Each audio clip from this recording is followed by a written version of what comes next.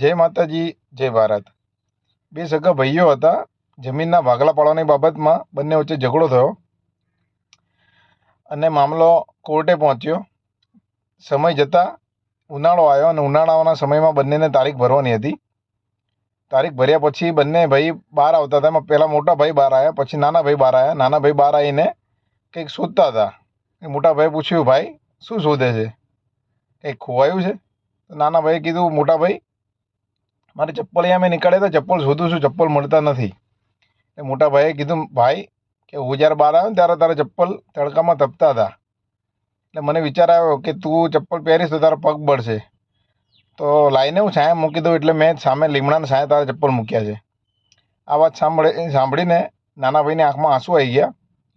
નાના ભાઈને વિચાર આવ્યો કે જે ભાઈ મારા ચપ્પલ નથી બળવા દેતા, મારા પગ નથી બળવા દેતા, એ ભાઈનો હું કેટલાય સમયથી એમનો જીવ બાળું છું, તો આ મારાથી ભૂલ થઈ કહેવાય.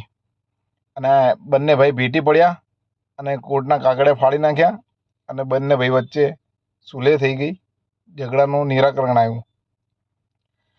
એટલે આ સાથે આ વાત ઉપરથી એવું જાણવા મળે છે કે જીવનમાં ગમે તેવી પરિસ્થિતિ હોય, ગમે તેવું સંકટ હોય, ગમે તેવી તકલીફ હોય ને, પણ જેવો ભાઈ જીવ પોતાનો ભાઈ બાળશે ને એવું કોઈ નહીં બાળે.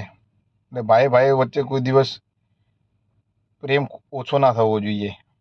આ વાત સાથે આવા નવા વિડીયો જોતા રહો. લાઈક, ફોલો, શેર કરતા રહો. જય માતાજી, જય ભારત.